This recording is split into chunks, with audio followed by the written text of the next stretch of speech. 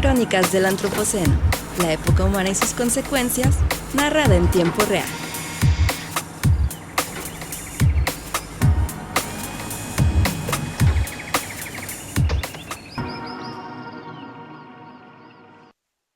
Hola, ¿qué tal? Y bienvenidos a Crónicas del Antropoceno. Yo soy Víctor González y hoy conmigo Coco Vargas. Hola, hola, ¿qué tal a todos? Coco, tú me platicaste que cuando estudiaste biología tenías ganas de ser bióloga marina. Sí. Eso es algo que te quedaste con las ganas porque vivías en Puebla y en Puebla no hay océano. Ujú. No tanto con las ganas porque sí tuve la oportunidad de tomar optativa de biología marina, donde sí Ajá. aprendí a snorkelear, fui a hacer algunas prácticas al mar Ah, y qué todo, y ahí fue donde me di cuenta que lo mío no era la biología marina, Ok, pero ok. sí, Te sí, era quitaste mi toda la sueño. espinita. Sí, sí, Al principio era tu sueño, pero después dijiste mejor no es el fondo del mar, es arriba en las montañas, sí, entre los bosques, el ¿verdad? bosque, claro. Ah, mira qué padre. Es que aquí en la Universidad de Guadalajara tienen la carrera, bueno, ahorita nos platicará uno que estudió ahí, que es nuestro invitado de hoy, la carrera de biología marina o la especialidad, ahorita nos dirá, en uno de los centros universitarios. Es que la Universidad de Guadalajara es la Universidad de Jalisco, es una universidad muy grande que tiene centros universitarios en diferentes regiones de un estado bastante grande, de una zona de influencia bastante grande y que incluye dos centros universitarios en la costa norte y en la costa sur, y ahí hay biología marina. Y es que uno de nuestros amigos que nos acompañó en otro de los conversatorios que hacemos dentro del Museo de Ciencias Ambientales, en colaboración con el Sistema de Educación Media Superior de la Universidad de Guadalajara, que es el sistema de las preparatorias. Es el sistema de preparatorias más grande de Latinoamérica, el más grande de México, por supuesto, con 180,000 estudiantes. Entonces, pues este museo que estamos construyendo, aunque todavía no abrimos las puertas del museo, tiene muchas actividades que echamos manos de pues nuestro público cautivo, que son los estudiantes de prepa, y estamos haciendo unos conversatorios sobre vocaciones y sobre las carreras de ciencias ambientales. Y ahí conocimos a nuestro invitado hoy, que es Israel Muñiz Castillo. Él es ecólogo marino, doctor en ciencias marinas, que nos va a acompañar hoy. Él está especializado en el estudio de los arrecifes de coral, actualmente oficial de ciencias marinas en la iniciativa Arrecifes Saludables para Gente Saludable, e investigador asociado en el Centro de Investigación Ambiental de Smithsonian, eh, con su trabajo enfocado en analizar cómo el cambio climático y otras amenazas afectan a los arrecifes, Sí, arrecifes. Corrígeme, Coco, cuando me a equivoque. los arrecifes. A los arrecifes, lo invitamos para que nos acompañe porque queremos platicar precisamente de los arrecifes, la salud de los arrecifes y de este ecosistema, que es tan importante. Eh, Hablamos mucho de los paisajes acá arriba, el bosque, del río, del lago, de todas las zonas urbanas, pero casi no hemos hablado en este podcast específicamente sobre ecosistemas marinos. Marinos. Así que por eso invitamos a Israel Muñoz. Israel, ¿andas por ahí? Hola, ¿qué tal? Hola, ¿qué tal? Muchas gracias Muchas gracias por la invitación, Víctor y Coco. Un placer estar aquí con ustedes. Sí, no, al contrario, gracias por darte tu tiempo de acompañarnos. Bienvenido a Crónicas del Antropoceno. Fíjate que tenemos algunas preguntas básicas que hacemos con respecto a los paisajes, que va a aplicar en este caso a el ecosistema. Y platícanos, Israel, para empezar. ¿Qué es esto de los arrecifes saludables? ¿Qué son los arrecifes? Sí, sí. Primero vamos un pasito Sí, atrás. antes de saber si están saludables o No no. asumamos que todos sabemos que es un arrecife. ¿Qué son los Mejor arrecifes y cuéntanos por qué qué es un debería arrecife. y por qué debería de importarnos? Claro que sí, con mucho gusto. Un arrecife de coral es un ecosistema marino tropical, principalmente. Se encuentra en zonas cálidas. Se les dice aguas oligotróficas también, donde suele estar. Y estas aguas se caracterizan por tener pues pocos nutrientes, ¿no? Pocos sedimentos en el agua, poca turbidez, pocos nutrientes, ¿no? Y estos ecosistemas marinos pues son comparados con las selvas tropicales en los ecosistemas terrestres, porque son los ecosistemas más diversos y más productivos por unidad de área. Es decir, en un metro cuadrado, la productividad que encontramos en los arrecifes de coral y en las selvas tropicales es de las más altas de todos los ecosistemas que tenemos en el mundo, y pues de ahí su importancia, ¿no? De ambos ecosistemas. Y en el caso de los arrecifes de coral, pues una característica que los define es que son ecosistemas muy complejos. Es como si viéramos una ciudad con mucho movimiento, con mucha simbiosis, muchas relaciones entre las diferentes partes que viven en este ecosistema, y que también es muy bonito a la vista, pues de ahí también que muchas zonas caribeñas son puntos fundamentales de buceo o de atractivo turístico, más que nada porque pues el paisaje que presentan es muy atractivo, y pues tenemos muchísimas especies dentro de este ecosistema. De hecho, se estima que en los arrecifes de coral tenemos cerca de una tercera parte de las especies que viven en el mar, habitan en este ecosistema, siendo que representa, si no me equivoco, menos del 1% de la superficie del mar. Entonces, en muy poca superficie tenemos la gran parte de la vida marina, y esto es lo que define principalmente a un arrecife de coral. Yo he oído la analogía que es como el Amazonas en el agua, como la selva tropical. Pero ahora acabas de hacer otra analogía muy interesante, que es como si fuera una ciudad, por las relaciones que hay entre las diferentes especies de animales, plantas y pues el arrecife está hecho de un coral que no es ni animal ni planta. Dígame ustedes son biólogos, yo no me dejen hablar a mí de esto. ¿Cuál es el sustento? ¿Cuáles son los edificios? ¿Y por qué esta analogía de la ciudad? Son los nidarios. A mí me gusta mucho la analogía que hacen muchas personas que trabajamos en arrecifes de coral, y decimos que es la quimera de la naturaleza. Me gusta mucho la analogía de la quimera para explicar lo que es un coral. A final de cuentas, el coral vendría siendo los edificios de esta ciudad, que son los arrecifes de coral. Serían las casas, las escuelas, los hospitales y la infraestructura más importante dentro de una ciudad. Sería el equivalente a un coral en los arrecifes de coral. De ahí el nombre de ese ecosistema, ¿no? Arrecifes de coral. Y me gusta esto de la quimera porque el coral, a veces la gente no sabe si es una piedra, un animal, una planta, o no es nada de eso, o las tres. Y pues la respuesta es que son las tres juntas, en verdad. El coral como tal, todas las anteriores. Sí, el coral como tal es un animal, un nidario, que este es un grupo de animales que se caracteriza más que nada por unas células que se conocen como nidocitos, que son unas cositas que pican, ¿no? Que es lo que tienen las medusas y las anémonas, que las hacen que piquen, y también algunos corales, como el coral de fuego, que este es muy fuerte, ¿no? Entonces vendría siendo un primo de las medusas, pero el coral tiene su esqueleto hecho de carbonato de calcio. Entonces, este coral necesita aragonita o carbonato para crecer este esqueleto. Entonces, también es mineral. Y resulta que cerca del 80% de su energía viene de fotosíntesis, gracias a la simbiosis que tiene con unas microalgas, ¿no? Que se conocen como zooxantelas, que son unas algas súper pequeñitas, que son lo que también resulta que les da el color particular a los corales. Es decir, el tejido del coral del animal por sí solo tiene un color, pero las algas también le dan cierta tonalidad, ¿no? De ahí también algo que pues después les puedo explicar un poquito más, el fenómeno este de blanqueamiento, que tiene que ver un poco con con el quiebre de esta simbiosis, ¿no? Cuando se pelean el alga y el coral y lo expulsan de la casa, ¿no? Pero sí. Sí, perdón, adelante. Y bueno, me gusta esta analogía de las ciudades también, porque como existen tantas relaciones en un arrecife de coral, como en la ciudad, al final es súper importante tener el tren ligero, es súper importante que toda la infraestructura funcione, porque donde algo de esto deje de funcionar, pueden haber efectos en cascada muy importantes. Y es lo mismo que sucede en un arrecife de coral. Hay tanta funcionalidad y tantos procesos llevándose a cabo que es muy importante que permanezcan todos estos procesos de preferencia. Ok, así como en la ciudad necesitamos del aseo público para que se lleve la basura de tu casa, no es que tú la lleves directamente a donde va a terminar. No, Y si no pasa el de la basura, se te acumula. Necesitamos que llegue el agua, luego no sabemos ni de dónde, nomás le hacemos así y llega, y le hacemos así al baño y se va.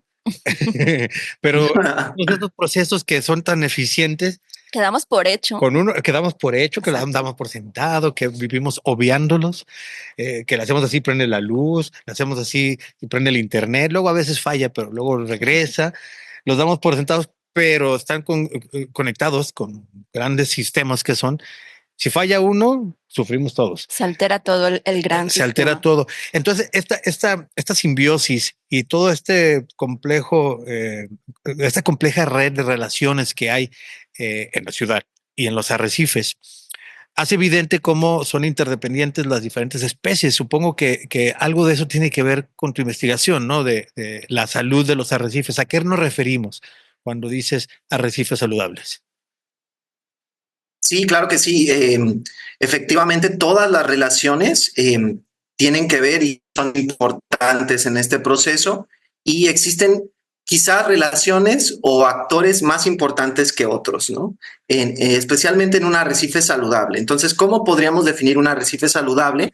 Pues, en primer lugar, sería aquel que es dominado por corales, que son las casas o los edificios de esta ciudad. Entonces, si tenemos a los corales, tenemos esta complejidad estructural que nos ofrece su forma y todos estos micro y macro hábitats que pueden ayudar a muchísimas especies a que vivan ahí. Y entonces este es el primer paso. Tener una buena salud en los corales dentro de los arrecifes es fundamental. Y por otro lado se encuentran los competidores de los corales que en este caso son las macroalgas carnosas y las macroalgas en general, ¿no? Y aquí no es que sean enemigos como tal, ¿no? Y no quiero decir que las macroalgas sean malas siempre, pero en el caso de los arrecifes de coral sí son malas, porque imaginemos que las macroalgas pueden ser como un lote baldío abandonado, en el cual no se puede construir nada mientras no se limpie ese lote baldío. Entonces las macroalgas le quitan este espacio al coral dentro del arrecife. Y recordemos que al final el coral necesita un lugar donde asentarse, donde construir ese edificio. Si no tiene un terreno libre, pues no va a existir ese coral, ¿no? Entonces, estos dos se encuentran en una interdependencia muy fuerte porque compiten directamente por el espacio. Incluso a veces pueden hasta atacar. Hay algunos organismos agresores, como algunas esponjas también, que pueden atacar al coral y matarlo y ganarle el espacio, ¿no? Que es como robarse un poquito del terreno del coral para agarrar las esponjas, ¿no? Entonces, estos serían los dos componentes, creo que probablemente los más importantes dentro de lo que se define un arrecife saludable. Y aquí hay algo muy interesante que se conoce también como el proceso de cambio de fase en los ecosistemas, que es cuando un ecosistema pierde su característica principal y su funcionalidad y deja de ser un arrecife de coral para convertirse, por ejemplo, en un arrecife rocoso dominado por algas. Entonces ahí ya no sería un arrecife saludable. Aunque existen otros indicadores, como puede ser, por ejemplo, los peces herbívoros, que son los que ayudan a quitar las macroalgas, a limpiar estos terrenos, por así decirlo, y a quitar este espacio, y también ayudan a que pues estas algas sean introducidas en el ciclo trófico, ¿no? O en la cadena trófica, ya que pues después los herbívoros pues son comidos por otros organismos carnívoros, que muchos de esos pues no los comemos nosotros, como los peces comerciales. Entonces creo que estos 4 indicadores serían fundamentales para definir un arrecife saludable. Peces herbívoros, peces carnívoros y comerciales, porque además nos dan un indicador de qué tanta pesca hay en un arrecife o qué tanto no se está pescando ahí. Y la cobertura y condición de los corales y la cobertura de las macroalgas. Eso podría definir como... Oye, las esponjas entonces son un riesgo y una amenaza. ¿Quién diría tan suavecitas? Es, es un arrecife Sí. saludable como el que veíamos en Buscando a Nemo, con toda la variedad de peces y plantas y corales, pero eso es, digamos, en un estado ideal. ¿Cómo están con respecto a nosotros, a la época humana y sus consecuencias? ¿Cómo están viviendo los arrecifes el antropoceno? Y entendido como el impacto de nuestra civilización con el cambio climático, la acidificación que viene por el cambio climático, la sobrepesca, la contaminación, actividades turísticas, desarrollo costero, la gente que se mete llena de bronceador, todas estas cosas que hacemos nosotros. ¿Qué impacto tienen en los arrecifes? Pues desafortunadamente un impacto terrible y creo que los arrecifes de coral son de los grandes perdedores en la época del Antropoceno y pues también son conocidos como los canarios en la mina, ¿no? Como esta analogía de que es como un canario en la mina. No sé si recuerdan la historia de que los mineros se metían con un canario a ver hasta cuándo se desmayaba o se moría para saber pues la cantidad de gases que había, ¿no? Entonces es como este efecto centinela de aviso, ¿no? De que algo está mal. Y creo que los arrecifes de coral, debido a su alta complejidad y a su cantidad de interacciones, son muy sensibles porque viven en ambientes relativamente estables, es decir, aguas eh, pobres en nutrientes, con baja contaminación o nula de preferencia, y con también aguas cálidas, pero no tan cálidas, y con rangos pues tropicales, ¿no? Entonces, cualquier cambio puede afectar de diferentes maneras. Y creo que actualmente la condición a nivel mundial es muy mala en los arrecifes de coral. Se cree que se ha perdido pues más del 70% de la cobertura de coral en muchos de estos ecosistemas y en el caso del Caribe pues no es una excepción. Tenemos una pérdida muy fuerte. Por ejemplo, acá en el Caribe, en la región del Caribe, existen dos especies, Acropora palmata y Acropora cervicornis, que son los principales constructores de arrecifes como tal, debido a su alta complejidad de forma que tienen. Se les conoce como cuerno de alce y cuerno de ciervo. Y estos dos, pues prácticamente se ha presenciado una extinción regional en en las últimas décadas. Entonces, es terrible y son diferentes las razones por las cuales estamos teniendo este impacto en los arrecifes. Una de ellas, muy ligada con el antropoceno o el capitoloceno, no sé cómo decirlo, pero muy ligada al capitalismo y al consumismo y la industrialización, que pues es el cambio climático. Y en el caso de los arrecifes, especialmente, creo que los afecta muchísimo el calentamiento de los océanos. Más que la acidificación. La acidificación también, pero creo que hasta el momento no hay tantas evidencias científicas como en el caso del calentamiento. En el caso del calentamiento es un hecho y de hecho se estima que podemos perder prácticamente a todos los arrecifes de coral en menos de 50 años si no tenemos medidas frente al calentamiento global. Y pues en este caso el principal impacto es el blanqueamiento de coral, que era lo que les comentaba anteriormente, que es este fenómeno en el cual, pues debido al calor, las microalgas empiezan a aventar unas toxinas, los corales se enojan y las corren, y pues entonces los corales no tienen ese alimento que les da las algas, y si el calor sigue, pues se van a morir de desnutrición tarde o temprano, y pues podemos ver mortalidades de arrecifes completos durante eventos de blanqueamiento, ¿no? Y esto es terrible, esto es muy triste en verdad de verlo en persona porque tú estás acostumbrado a ver muchos colores cuando estás buceando en un arrecife del Caribe y pues de repente, como en el año 2023, hace 2 años, fue un evento de blanqueamiento fuerte en el sistema arrecifal mesoamericano, en México, la parte del Caribe y demás, y pues era ver prácticamente todo blanco. Entonces era ver como porcelana por todos lados en vez de ver estos colores más vivos, ¿no? Y pues sé que a mucha gente le puede parecer interesante, incluso atractivo ver estas esculturas blancas, pero en verdad pues eso representa corales que se están muriendo de hambre y que muy probablemente se van a morir completamente, ¿no? Entonces es un paisaje desolador muchas veces ver esto. Pues Y digamos, pues además, sí, Coco, perdón. no, perdona a mí. Nada más quería comentar que lo que muchas veces vemos que no sé, que gente tiene de adorno en casa, este pedazo de coral blanco, lo que tenemos, pues es un coral muerto. Y hay que Sí, considerar Es como el esqueleto el del coral, esqueleto sería algo calcáreo. parecido. sí, exactamente. Es el esqueleto calcáreo del coral. Y pues sí, es como tener esqueletos en la casa Entonces, de ese animalito. lo que está plenamente identificado, la evidencia que se tiene más sólida es que el calor sí provoca este blanqueamiento y los años más calurosos supongo que provocan más blanqueamiento.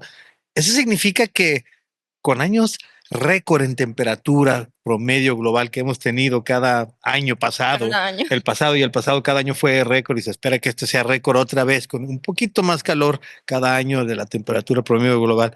¿Significa que está empeorando el asunto?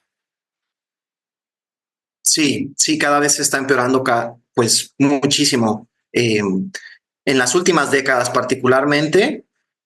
Acá, por ejemplo, en el caso de México, en el 2023, como les comentaba, en el 2023 fue un evento sin precedentes. Fue el peor que se ha presenciado en las últimas décadas y cada vez es más constante porque antes de eso fue el 2020, antes de eso el 2017. Entonces pareciera que cada 3 años ya estamos teniendo un evento de blanqueamiento masivo, cuando antes a veces tardaban 10, 15 años en suceder, ¿no? Y antes se asociaban mucho a lo que se le conoce el fenómeno del niño, que son las fases calientes del fenómeno ENSO, que es el niño, la oscilación del sur, un fenómeno atmosférico oceánico que pues define gran parte de ciertos procesos climáticos a nivel global y en los cuales pues ocasiona que se caliente un poco más ciertas regiones y se suele vincular mucho a una época de más calor en general y entonces se asociaban a estos eventos. Pero lo que hemos visto últimamente es que ya no importa si es niño, niña o neutro, lo que ustedes quieran, ya da igual porque siempre hay blanqueamiento, ¿no? Independientemente de esto. Y es que no solo tenemos el blanqueamiento, sino que también tenemos pues la contaminación por aguas no tratadas y también tenemos la sobrepesca, también tenemos microplásticos que están afectando los arrecifes y muchos otros impactos que pues desafortunadamente los están afectando considerablemente, ¿no? Enfermedades, terrible. Israel, y una pregunta. ¿Qué tan, entendiendo que los arrecifes coralinos son un ecosistema bastante complejo, qué tan difícil es rehabilitar un arrecife? O sea, un bosque, pues reforestas o haces otras actividades, pero un arrecife, ¿qué estrategias se aplican para poder ayudar a mejorar la, el estado de salud de un arrecife de coral? Qué bueno que me preguntas eso, Coco, para cambiar a algo más positivo. Pero sí, creo que hay muchas medidas que se pueden hacer. Una de ellas definitivamente es pues conocer el ecosistema, ¿no? Entonces, creo que si queremos mejorar algo, hay que medirlo. Entonces, esto es fundamental. Necesitamos monitorear constantemente el arrecife y justamente la organización en la que trabajo, Arrecifes Saludables para Gente Saludable, nosotros nos dedicamos mucho al monitoreo constante en colaboración con muchos socios. Entonces, esto ayuda a tener información basada en ciencia con la cual podemos tomar decisiones justamente para mejorar la calidad o la condición de estos arrecifes de coral.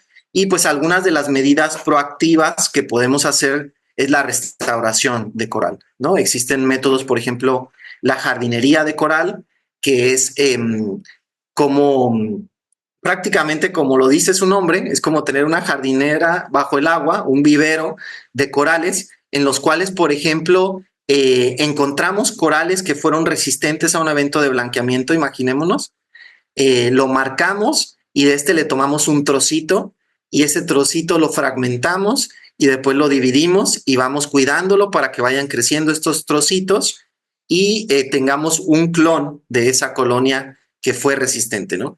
Creo que es una de las maneras más pues más fomentadas últimamente y que pueden tener un buen resultado. Nosotros conocemos muchos proyectos que son muy exitosos, ¿no? Acá en Belice, por ejemplo, hay uno que se llama Fragments of Hope o Fragmentos de Esperanza, que es un proyecto comunitario en el cual pues prácticamente recuperaron una isla entera de arrecifes de coral. Muy bonito el proyecto.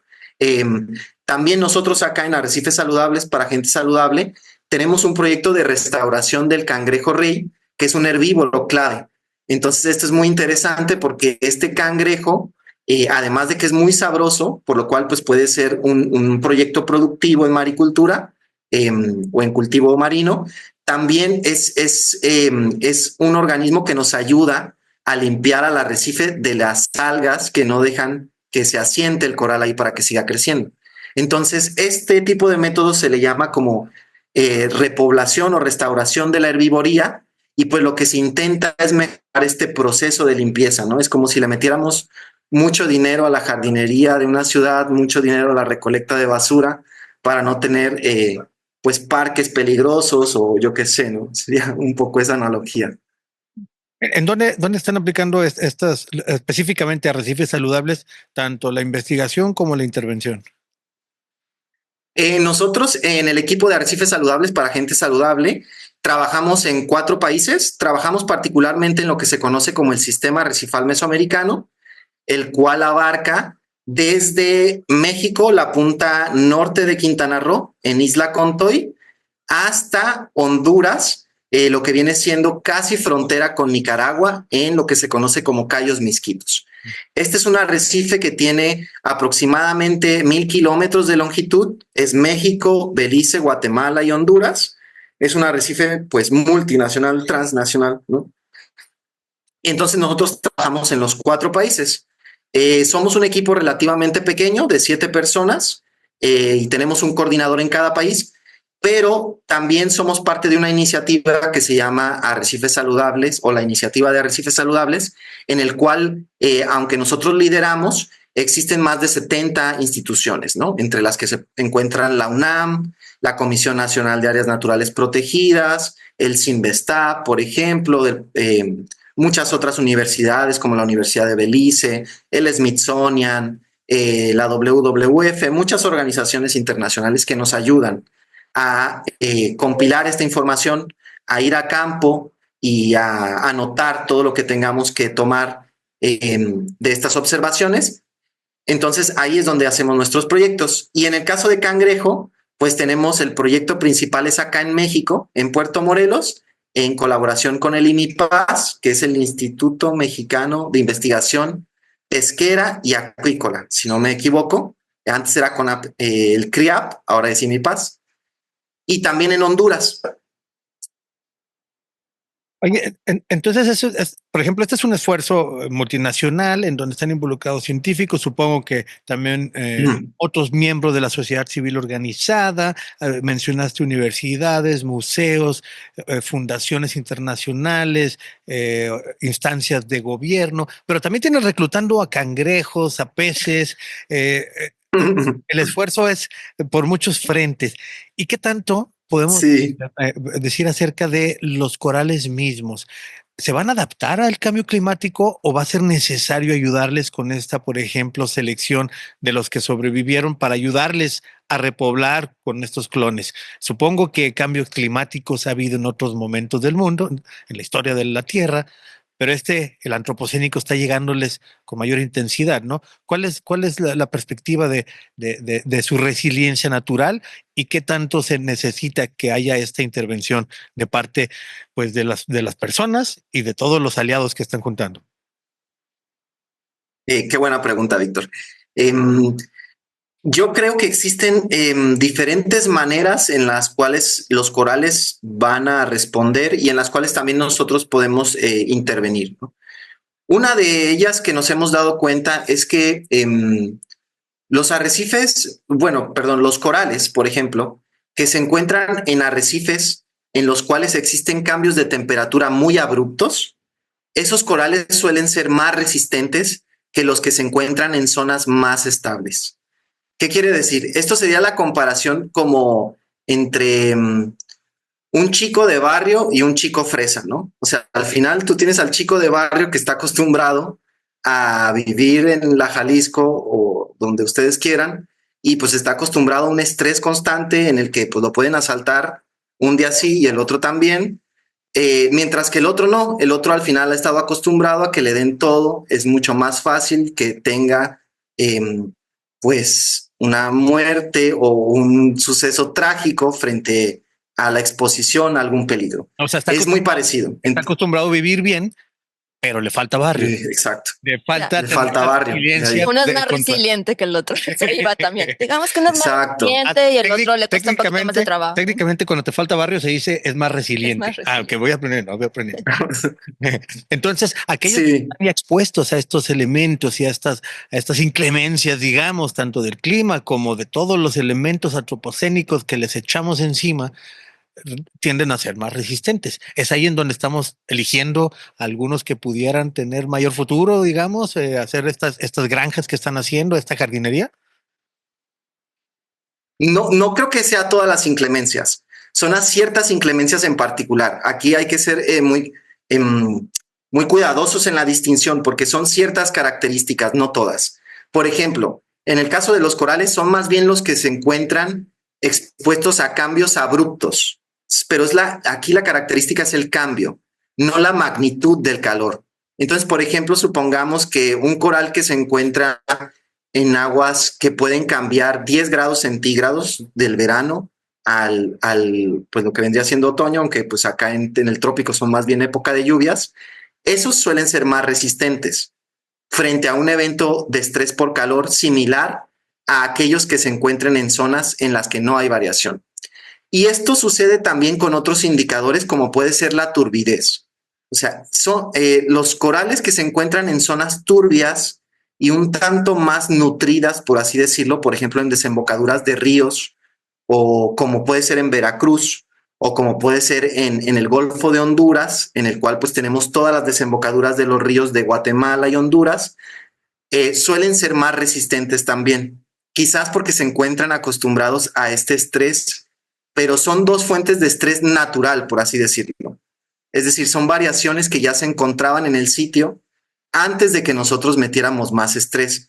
Pero ahí no creo que aplique la parte de la contaminación antropocénica o la antropogénica, perdón, es decir, aquella que proviene por los desarrollos costeros urbanos, ni tampoco por la sobrepesca. Ahí ya habría que ser más cuidadoso porque en el caso de eventos no naturales, creo que no podrían ser tan resistentes. Muy bien, pues Israel, yo creo que con eso nos damos una buena idea de el trabajo que se hace con respecto a conocer, comprender, medir y tratar de ayudar a la salud de los arrecifes.